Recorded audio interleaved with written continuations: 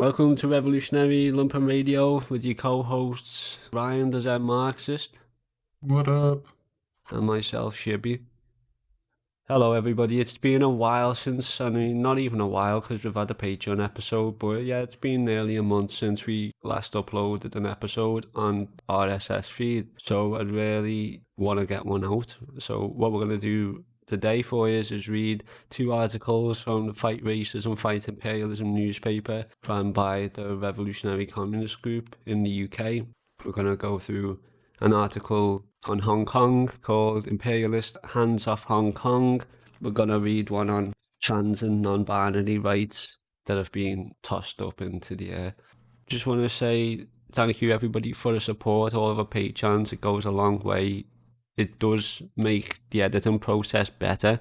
What we really want to do here is really improve the quality on all of our episodes. So I'm halfway through Capitalist Realism now. I spent a lot of time on it. I went back to it like 3-4 times because I really want to make it amazing for you. So, uploads might be a little bit slower, but the quality is going to be substantially higher and it will be almost unrecognizable to our older episodes where there was still a huge learning curve there.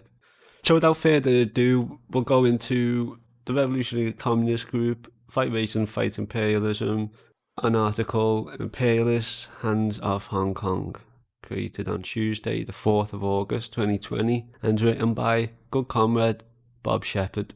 So, on the 30th of June, responding to the demonstrations and rioting that had struck Hong Kong, the People's Republic of China, the PRC, passed a new national security law for the territory.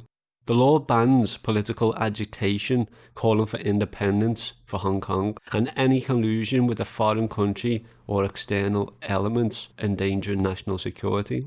So that was on the 30th of June, responding to the demonstrations. Some people are coining like a colour revolution in Hong Kong, because obviously Hong Kong belongs to China. Let's just throw that out there. And they're in a transition to obviously retake the territory that was stolen from them by Britain before getting the masses of China addicted to opium.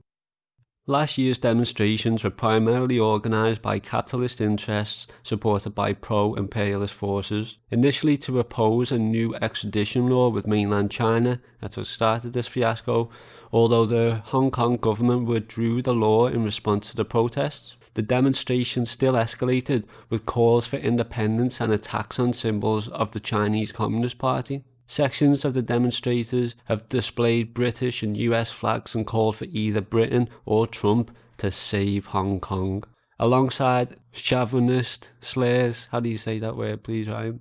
Chauvinist. Chauvinist slurs against mainland Chinese people.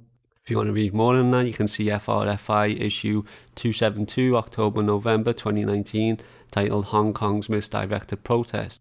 Have you got any thoughts on that, Ryan? Just on the extradition law, it gets withdrawn, but the demonstrations still escalate. And more specifically, have you got anything to say on the calls for independence by, Britain and the United States?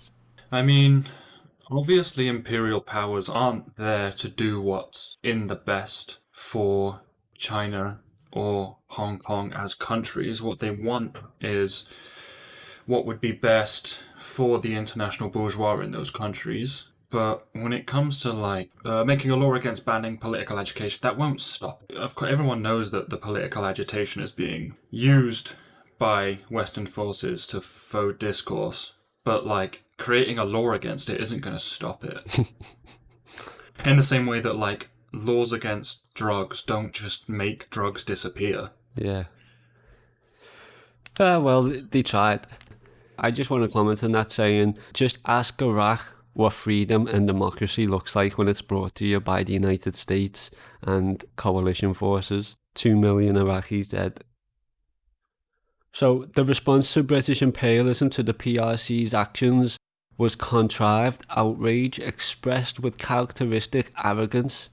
Boris Johnson condemned the law for supposedly breaking the 1985 Sino-British Joint Declaration, which laid the grounds for Britain quitting Hong Kong in 1997. The territory had been occupied by Britain since 1841. Johnson hypothetically declared, "It violates Hong Kong's high decree of autonomy and threatens the freedoms and rights protected by the Joint Declaration. Freedoms and rights were alien for Hong Kong under British colonial rule, with no local elected representatives and repression for campaigners for the reunification of Hong Kong and the PRC. The Royal Hong Kong Police was a paramilitary colonial force which enforced imperialist rule by terror. The British government then announced a blatant attempt to destabilise Hong Kong society, that nearly 3 million Hong Kong citizens would be eligible to apply for residency in Britain. This includes the 350,000 who hold British national overseas passports issued before the 1997 handover, and over 2.5 million who are eligible to apply for a British national overseas passport. There would be no income test for these immigrants, and after 5 years they would be able to apply for settled status and then citizenship. A stark contrast to the dehumanising racist regime that usually faces migrants and refugees who enter Britain. Yeah, do you remember Zola said this when she's talking about immigrants in the UK on a Diaspora Britain episode, that these immigrants who are coming over into the UK, they have to be highly educated. They have to have university degrees. They have to be going into a job basically immediately. But however, just to fuel the fire in Hong Kong with its citizens and the protesters against the PRC, well, it's completely thrown it out of the table. So they're dropping all the previous inhibitors for somebody migrating to the UK so that people from Hong Kong could come over and probably protect British capitalist territory in Britain if the people ever rise up, if you ask me. But yeah, so that is a stark contrast to the dehumanising fascist regime that usually faces migrants and refugees who manage to enter Britain. Labour's shadow Foreign Secretary, Lisa Nandy, supported the Conservative government's proposals, then went further, calling on the government to force the UN to investigate police brutality in Hong Kong. She called on the government to re-examine its whole commercial relationship with China. In response to these provocations, the Chinese ambassador to Britain, Louis Xiaoming, accused Britain of gross interference in Hong Kong affairs, stating, "Some of the politicians in the UK still have this very strong colonial mindset. They fail to recognise that Hong Kong is no longer under British colonial rule." The British government's artificial outrage over China stamping down on violent protests in Hong Kong is fueled by its need to ally its economic interest ever more closely with those of US imperialism, which is engaged in an escalating trade war with China. This alignment was drawn closer to the 14th of July decision to bar the Chinese company Huawei from Britain's 5G telecommunications network. It was only in January that Johnson had pushed through Parliament the decision that Huawei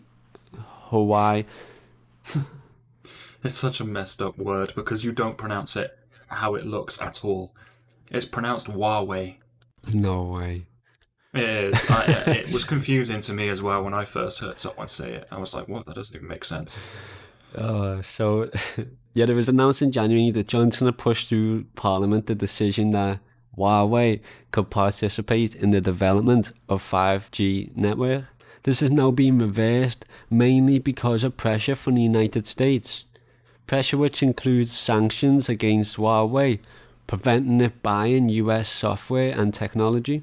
Labour's response has been to criticise the government from the right, accusing it of not taking national security seriously enough and not barring Huawei earlier. Shadow Minister for Industrial Strategy, Chi Onwara, declared it had been clear for some time that there are serious questions as to whether Huawei should be allowed to control large sections of a country's telecoms network, yet the government refused to face reality. Their approach to our 5G capability, Huawei and national security has been incomprehensibly negligent. For the Labour Party, it is natural to want to strengthen and defend national security of the British imperial state. It sees no contradiction in simultaneously condemning the PRC for defending its own national security and territorial integrity against attempts by imperialism to drive a wedge between Hong Kong and the Chinese mainland. That was Bob Shepherd, Privation and Fight Imperialism, issued 277, August, September 2020. So this is, I mean, you see it all the time online. It was more prominent in the past than it is now because COVID's took over from the limelight. But, if there wasn't COVID, you'd probably still repeatedly see all these protests on TV, on bourgeois media outlets in support for the protesters of Hong Kong being liberated by imperialist nations. So, what's your thoughts on this situation? What did you get from that article, Ryan? I don't know why 5G would inherently be a threat to national security. I mean, if their concerns are over who controls it, then that makes sense because they would understand that because they control all of Comcast and Sprint and all of those, they know the power that they get from those organizations because that's how the NSA originally started its global surveillance program. They had two options. They could basically capture the whole internet from scratch, or they could just go to the broadband providers and say, let me tap the lines. And they did that along with the cell companies, the cell towers, Vodafone, all of those. Like I said, in the United States, it's Comcast, Sprint. Over here, it's like Orange, GE, Vodafone, all that jazz. But the 5G as a technology isn't an issue. Their issue is going to be over basically who controls it. Because they understand that there's no such thing as an apolitical system or technology. So ultimately, someone, somewhere, is going to be in control of it. So they just want it to be them instead of someone else. Yeah, that was a good point there, Ryan, because like I said, it's the protests on Hong Kong aren't so much on the news everywhere, but it's this debate over 5G, China trying to take over everybody's internet and steal everybody's data, especially with TikTok. You know what I'm saying? Isn't this just business rather than politics? Well, business is politics, right? There's nothing in reality that's not political. Like, business is definitionally political because businesses are built off of private ownership of the means of production. That's capitalism, right? And the political system is set up to protect the economic system. So the economic system in any country is primary, and the political system exists to protect the economy.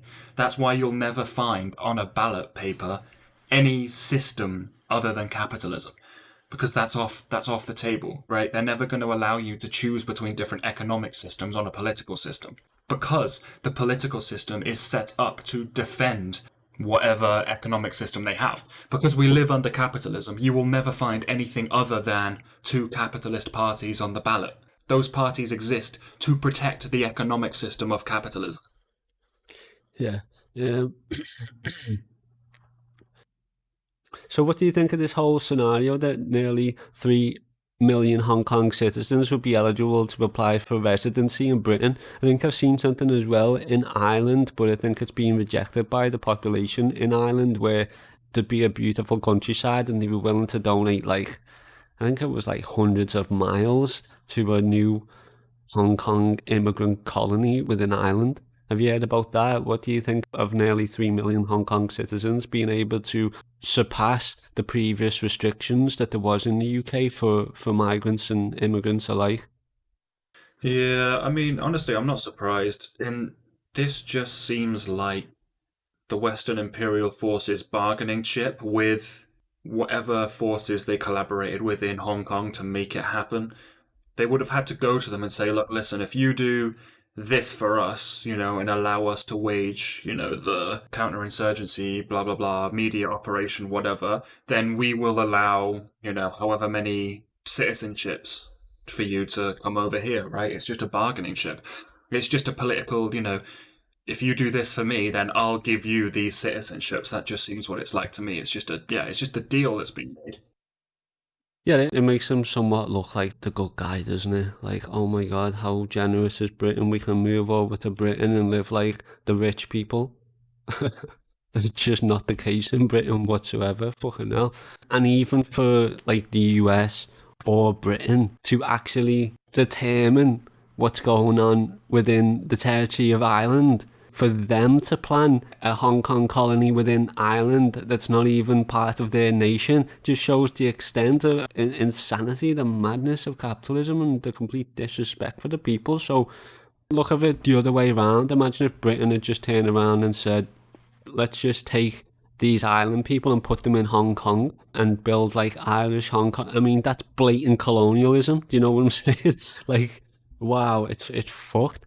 Yeah, but because we live in, one of the imperial cores, it's seen this the imperial core is seen as a prized place to get to, which is why you can use that as a bargaining chip with other nations to say some of you can come and live here. It's the same reason that if you have like an English passport, it gets you pretty much anywhere, right? Because Mm. that's the soft power of the history of this country that's enabled that to happen, that's carried forward to the day. Yeah, it's good having a passport because you get to go on holiday to all these places all around Africa. We defeated the Nazis in that country, and for some reason, that's what enables our power over it. So ever since we liberated these countries from Nazi Germany, whether it is in Africa, whether it is in Europe, whether it is in fucking wherever, rather than actually capture the territory, I guess that we did build. I mean, just look at Israel. Israel is a made-up state, and the world and territory and borders were cut up after World War Two. And who done that? Well, it was the Allies. So it was like Britain, US, and some of Europe agreeing to territories and that. And because they've literally made the map after World War Two. Yeah, I mean, I would also say that, Western participation in the defeat of the Nazis is greatly overstated. Like, it was mostly the USSR, let's be real. Obviously, we were there, we played a part to some degree, but it was mostly Russia, and America did basically fuck all at that point. America loves to, ride in 10 seconds from the end of the match and take the whole credit for everything. But they never wanted to get involved in the war. There were, Nazi rallies being held in New York at that time. The president at the time didn't want to get involved in the war. He actually ran on a campaign of not getting involved in the war. This was at the same time Nazi Germany sunk two US civilian cruise liners, and the US was still refusing to join the war. Yeah. I don't know which one you're referring to because I think I read something about one of them. I think it might have been the Lusitania was deliberately sunk to get them involved in the war. Torpedoed, yeah. If you've read, Smedley Butler's War is a Racket, you'll know that the actual reason that America got involved in World War II was because of Wall Street and the banks. So the banks had lent so much money to Europe in World War II that they couldn't afford Europe, or I shouldn't say Europe because I guess Germany is Europe. It was, the Allied forces. They couldn't afford the Allied forces to lose the war because of all the money they'd lent the Allied forces, right? And if Nazis win the war, they're not going to pay America's, the debts of their enemy, right? They'll just never get that money back. So when they realized this, that they actually couldn't afford the Allied forces to lose the war, they actually had to get involved themselves. And that's when they joined the war, when they realized that it was looking like we're going to lose. And when they realized that we're going to lose, they realized, oh, if they lose, we don't get paid. We don't get our money back because they were defeated, which means the Nazis win it. The Nazis aren't going to pay the debts of their enemies. So then they had to get involved and actually fight the war. And that's what I'm saying about them turning up in the last 20 seconds of the war, taking credit for everything. And you can actually see it in polling. So if you go back if you go all the way back to like 1950, people were asked questions like, who was mainly responsible for the winning of World War II. And it's like 70, 80% USSR because it was. And then in the 2000s, you ask them the same questions and it's like 80% United States. And that's just propaganda, right? Like the United States didn't want to get involved in the war. They didn't give a fuck. They didn't get involved until the very end when they realized that they wouldn't get paid if they didn't get involved. And then suddenly they got involved. And you know this because even the president himself, Woodrow Wilson, right, he ran on, I'm not getting involved in the war. So he was elected on a platform of not getting involved. And then a year or whatever into his term, he was like, oh yeah, okay, let's go. Right, let's get involved. And obviously it's because the banks run everything. And the banks, got in his ear and said, hey, no, you're doing this. Like, we run this shit and you're going to go to war. And we've just lost Pearl Harbor. Yeah, there was that too. But wait, was that even the same?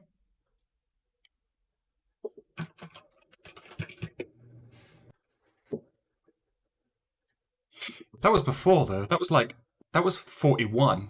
There actually might have been more time here than I thought.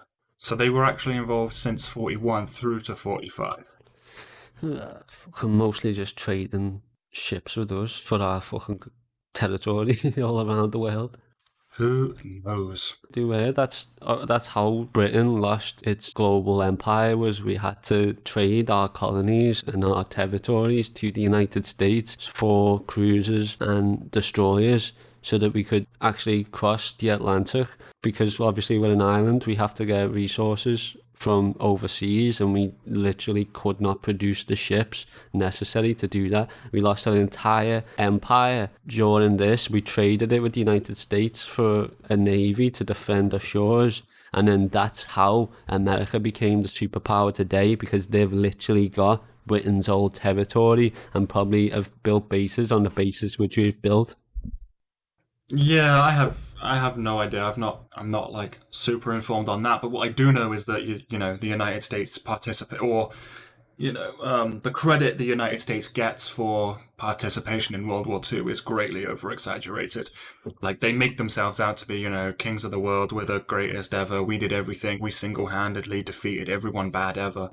But no, they didn't. They you know, much less of a role in reality than they will have you believe. But of course, because of the power of the US propaganda machine, all you ever see is, Band of Brothers, Saving Private Ryan, and all the films and everything, which makes everyone think that, well, they basically did it solo, right? They were the only ones involved. But no. I'd love America to go back to being isolationist. I don't think they ever have been, have they? I mean, you can go all the Ryan, way back to the founding of the you're country. totally on it. No, you're right. Because they had like the fucking banana company, the fucking. Yeah, that's what I'm saying. Like, I don't know about prior to World War II, just because my history isn't too great. But It since, was all Latin America. That's where they were. Yeah, it was just they yeah, left Europe and Africa that's all post alone, World pretty War much. II. Yeah, Yeah. Okay. yeah. But to be honest, like the founding of the country was built on slavery, right? So the idea that, and they stole those people from other countries. So the idea that they like only ever kept within their borders when they are literally a country of Europeans that left Europe, went to America, then stole slaves from Africa to build their own country. I'm not gonna call that country an isolationist country. You know what I mean? Well, I'm glad that I could bring that up so that you could debunk it, because that's an interesting point, and I think people should reiterate that if they do ever hear that America was at one point isolationist, because it's just simply not true. I mean, especially not since World War II. I mean, if you look at all of the everything they've been doing globally since World War II, it's been total US hegemony all the way through Latin America, South Africa, South America, just everywhere. Yeah, just everywhere. Just the whole globe they have seen as nothing but theirs, honestly. Yes. And it continues to this day, for sure. Hmm? So let's finish up on this article now. Before we move away from it, what like kind of principled line do you think that people should have, on the Hong Kong situation? The North Star should probably be to defend against US Imperial forces, no? It makes sense to me. I mean, just everything in this article, from 5G wars to to setting up colonies for Hong Kong people in Britain and Ireland, which the again, just to reiterate, imagine 3 million British people all flocking to Hong Kong and moving there. That's like, I don't think there's ever been colonialism on a vast scale. But how do you manage to spin this so that it's positive? It genuinely blows my mind. Yeah, so we'll move on. If I had a principal line, I would just say, similarly, oppose Western imperialism, oppose imperialism. China is owed Hong Kong. It was taken from it, it was stolen from it. And more than anything, the West are fighting for Hong Kong through information campaigns. It's like military strategic to have territory literally on mainland China. Because obviously, if you give that up, think of what you've got to do to recapture that territory from dug in Chinese forces. It's not something any military general or commander in chief anywhere in the world would willingly do. I mean, thinking about it now, there's probably some strategic parallels to be drawn between Hong Kong in this scenario and like Cuba in the Cuban Missile Crisis, right? Definitely. Like Cuba was a small territory that was in firing range of the United States that Russia put missiles on, and Hong Kong is a little territory within firing range of China that the United States is. Definitely. Definitely. I just thought of that, and I guess it sort of makes sense, maybe. Yeah, well, I mean, obviously, I'm not saying that the United States is putting missiles on Hong Kong to fire at China, but I'm talking about the strategic importance of that little outpost. Mm, Cuba and Hong Kong both had very strategic yeah. importance when it came to the greater political. Let's move on to this second article now. It's written by Sheila Rubio. This is on a later issue, the latest issue of Racism, Fight Imperialism. It's the 278th paper for October, November 2020. It's titled Trans and Non-Binary Rights Tossed Up into the Air. This is all going to be quite informative to me, I imagine, because I've never took the time to actually indulge in, the thoughts and the feelings and the theory of trans and non-binary people. I've of course came across many. I've seen what they're sharing. I'm obviously completely in solidarity with all pros everywhere. So yeah, I'm looking forward to being caught up with the news on this struggle that people are up against at the moment. Okay, so I'll go into it. On the 27th of September, Equalities Minister Liz Truss laid bare the government's contempt for trans and non-binary people in a written statement that was a slap in the face to all those that have campaigned for reforms to the 2002 Gender Recognition Act. The reforms included then Prime Minister Theresa May's pledge to de-medicalise gender transition and were promised in 2018 following a government survey responded by 108,000 predominantly LGBTQ people. So this referring to Gender Recognition Act in 2004, it was to demedicalise gender transition. So I guess that's to say it's to open it up to people if they want it, rather than to say we need it for medical reasons, which could be for mental health or like physical reasons. So that was a huge leap forward for trans people, and it was in fact the biggest step forward that the UK has ever taken for trans people. Truss only promises minimal administrative changes to the GRA, like moving the entire process online. 38% of survey respondents said that the process was too bureaucratic. Well, lo and behold, what have we been talking about? Bureaucracy and capitalist realism. Check out that theory episode. So, reducing the fee from £140 to an unspecified amount. 34% said it was too expensive.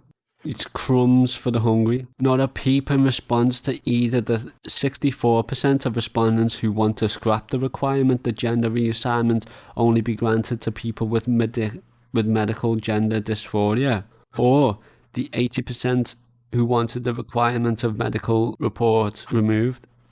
The announcement of 3 new gender clinics to be functioning and cutting waiting lists by about 1,600 by 2022 is a red herring.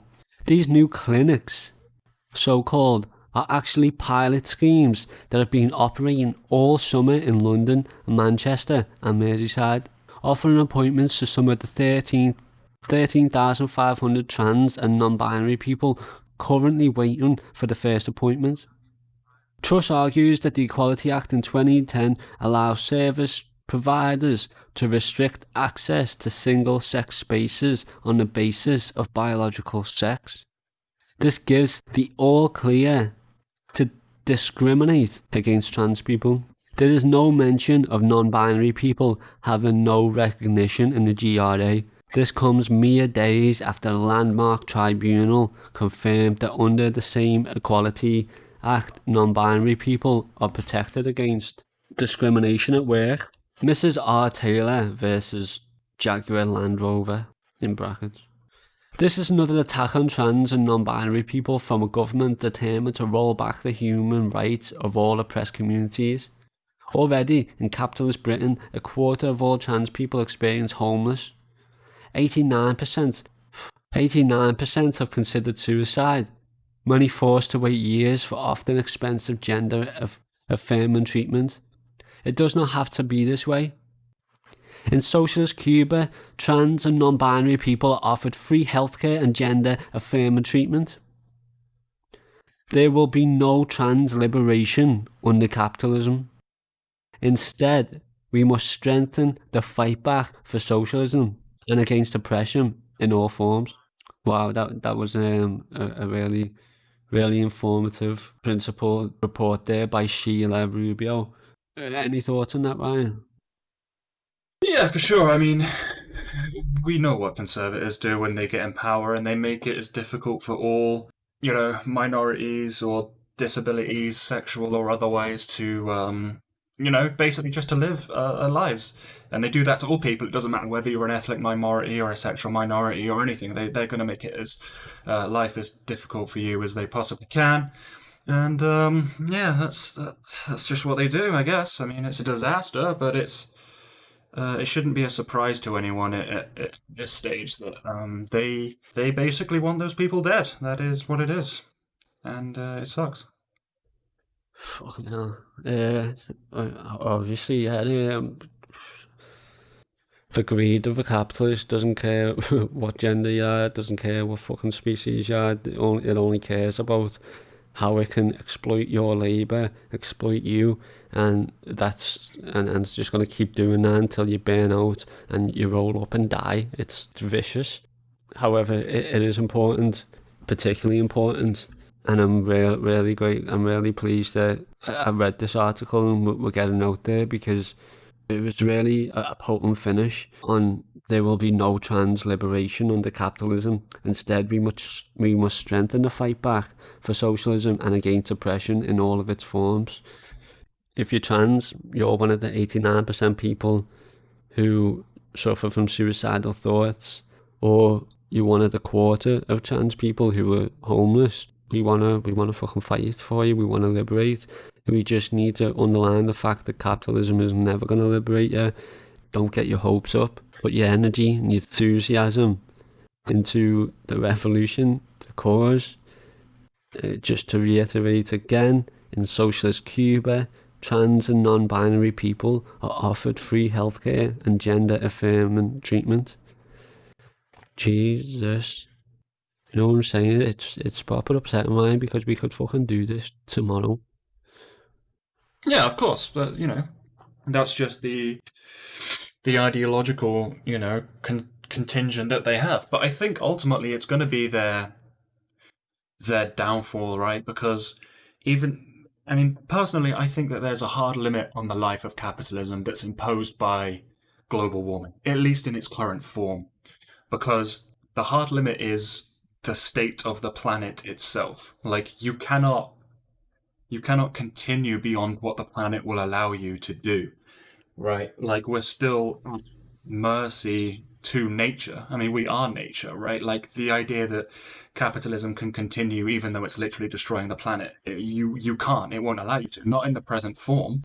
Now it can, devolve one way or another, morph into a different thing. You can end up with something like eco-fascism. But the idea that capitalism as we currently experience it, as it is today, is going to live forever is ridiculous. It's simply not. And I think that's the view from the sort of systems.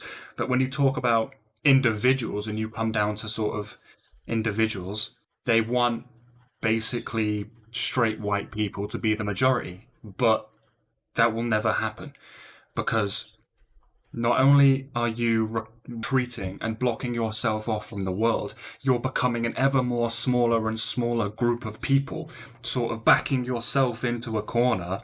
And then at some point, you're going to look around and it's just going to be, 20 of you trying to grip on to power. And it just won't work. Wow. So it doesn't matter how much they want, like, the straight, cis white men to be it just won't. It doesn't even matter whether I want it or not. It doesn't matter whether the bourgeois wants it or not. What is. What has happened will happen. And there's nothing they can do about it. It's not even a matter of whether they think it's good or bad or right or wrong. It will happen whether you think it or not. Mm. Wow, yeah, okay. I haven't got many more thoughts than that because I haven't took the time to engage in the historical struggle of trans non-binary people. But that's something I would like to do. If there's listeners out there, you're trans, non-binary, please get in touch. We'll speak to educators. Really like to know more about this because, knowledge is power. I'd love to have the power so that we can convince people to join the struggle, stand side by side with the pros all around the world, and hopefully do the tricky thing, which is to topple capitalism before we all die. So, yeah, please get in touch. Pretty much. All right, Ryan. We could end it there unless you got anything else to add on. Don't think so. Not about those two. Okay. Again, thank. I could just bullshit about whatever though, if you want. Why would you like what's whatever? I have no idea. I was just scanning Facebook. You haven't talked about the Trump COVID thing, Oh or yeah, let's do Trump COVID. first of all, hilarious. I Fucking mean, if there was such a thing as cosmic justice, that pretty much that's pretty much it, to be honest.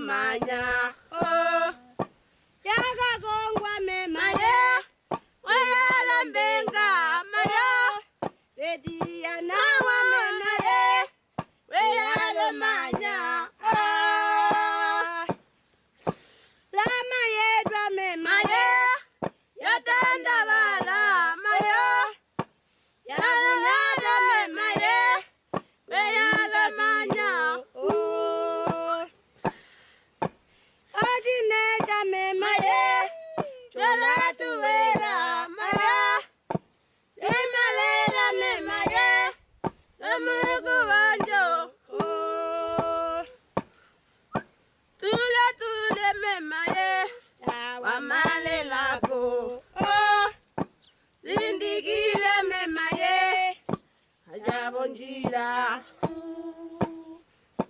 nanongongo mema ye didalandeli mema ye lajidiwa mongo Vilya mema ye vililungula oh Nalangana mema ye yenda gosimo Sifuli valya mema ye utwe umbala Izizame ngoma ye yandenda yapa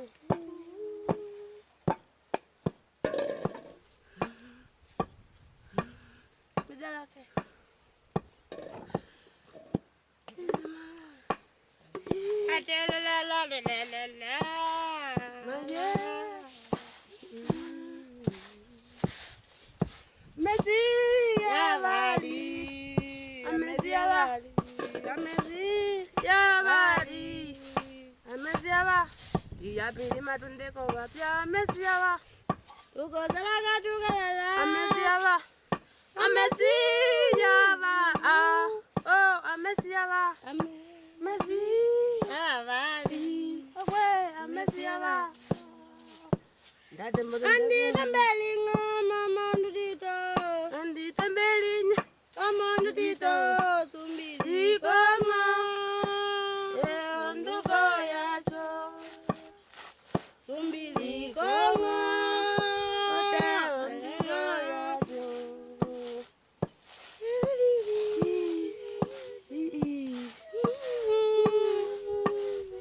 Sumbili kongo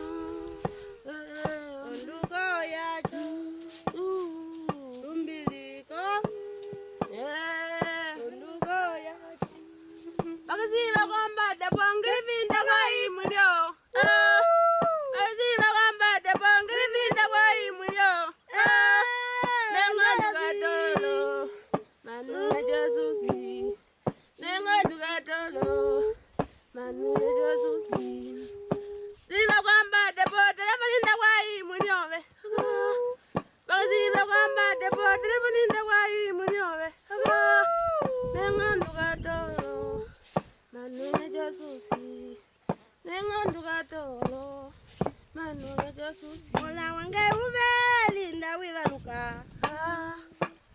Ola wange uvelinda wivaluka Oh tani gomungila poshaire Umai gomungila pomandinga Tijikale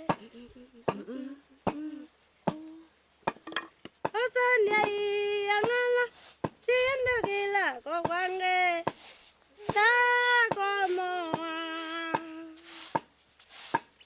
Evi ngani Kavanjele kokotito wange Toke kovanumbu wange Welekete we ndakomoa Welekete we ndakomoa Tali upange wanga eneva kwe Ukula Atulingilo mikomo iso Eneva kwe Ukula Atulingilo mikomo iso Apatunda Apatakata Wakwalonga kakoyuka Apatunda Kapatakata Wakwalonga kakoyuka Tali upange wanga eneva kwe Ukula Atulingilo Damaya Ajiboke